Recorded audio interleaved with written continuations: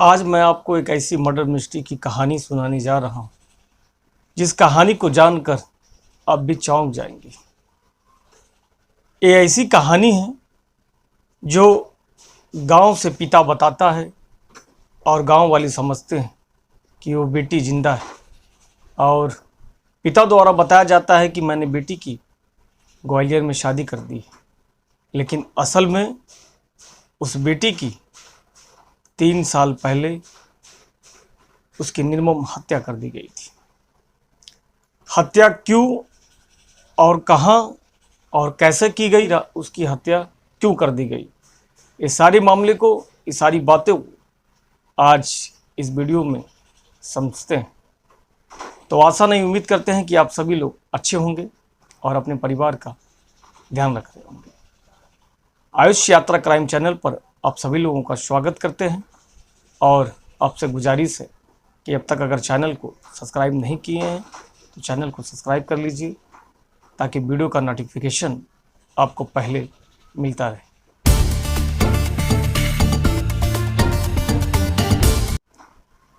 आज बात करेंगे जो एक कहानी जो आई है बेटी का मर्डर करने के बाद, जिसे गांव वाले से बोला था कि बेटी की शादी कर दी है। 3 साल बाद जब पता चलता है, ये मनिया एरिया की अजब मर्डर मिस्ट्री है। इसमें एक लड़की का मर्डर हो जाता है और उसको लोग जिंदा समझते हैं। असल में वह लड़की 3 साल पहले जो मर चुकी है, जिस लड़की को गांव वाले लोग पिछले 3 सालों से शादीशुदा समझ रहे थे, जिसे पति के साथ ससुराल में होने की बात सोचा जा रहा था, असल में वो लड़की मर चुकी थी। उसकी हत्या कर दी गई थी। उसका कसूर सिर्फ इतना था कि वह किसी लड़के से बेइंतहा बेपनाह प्यार करती थी। उससे प्यार करती थी जिसे घर वाले इस प्यार को नहीं पसंद करते थे। घर वाले बार बार उसको समझाते थे कि तुम अपने प्यार से उस लड़के से दूर रहो। बार बार समझाने और मना करने के बावजूद भी वह लड़की घर वालों की बातों को नहीं मानती थी।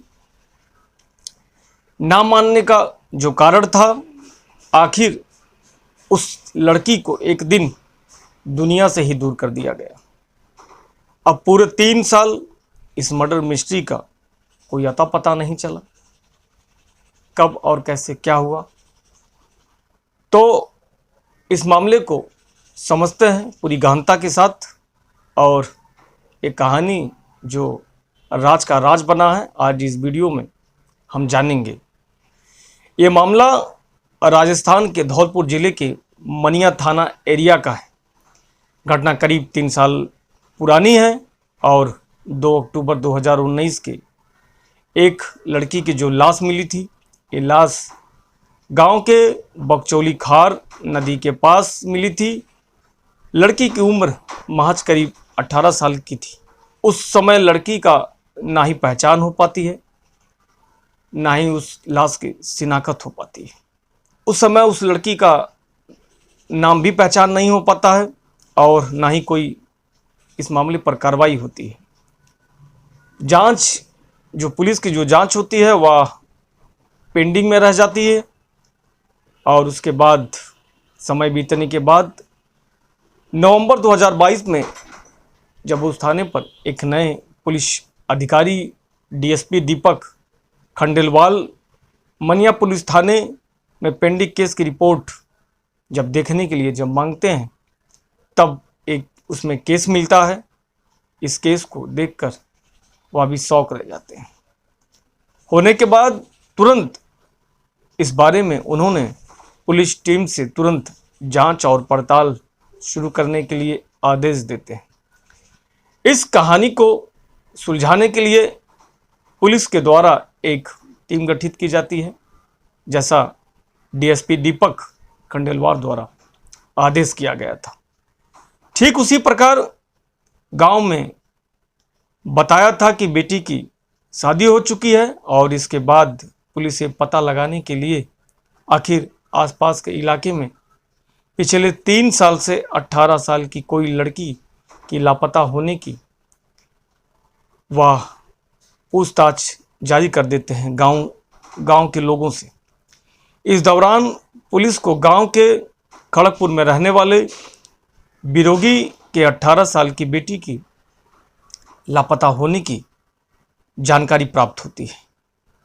मिली इस जानकारी के अनुसार लोगों ने बताया कि गांव में उसकी कई साल पहले अपनी बेटी की बिरोगी द्वारा शादी करा दी गई थी। जो लड़की थी उसका पिता जो बिरोगी था उसके द्वारा बताया जाता है गांव में कि मैंने अपनी बेटी के 3 साल करीब पहले शादी कर दिया था। उसकी कई साल पहले शादी तो करा दी थी, लेकिन शादी कराने के बाद वे कभी भी अपने गांव लड़की वापस नहीं लौटी। गांव के किसी ने भी उस लड़की को अब तक कभी भी नहीं देखा। उस लड़की का नाम जो था उपासना था। अब पुलिस उपासना के बारे में जांच पड़ताल शुरू कर दी थी। बहुत सारी जांच पड़ताल करने के बाद जो बातें जो सामने आई निकलकर, उस बातों को जानकर आप भी चौंक जाएंगे। असल में लड़की के पिता को पुलिस के जांच के बारे में जब पता चला तो लड़की का जो पिता होता है वह घर छोड़कर अचानक कहीं चला जाता है, फरार हो जाता है। इससे पुलिस का शक और गहरा जाता है। इसके साथ ही साथ पुलिस ने उपासना के पिता के बिरोगी पर ही शक जताने लगती है। शक जताने के बाद उस पिता की तलाश शुरू कर दी जाती है।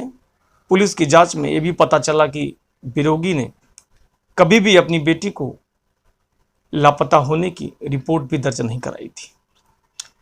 इसके बाद पुलिस का जो शक था वो पूरा का पूरा बिरोगी के ऊपर जाकर ठहर जाता है।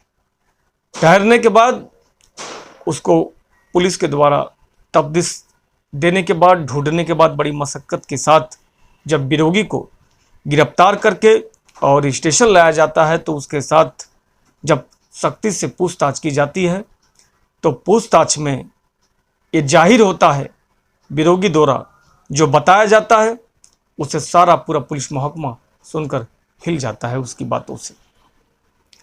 आरोपी पिता ने बताया कि मेरी बेटी किसी लड़के से प्यार करती थी।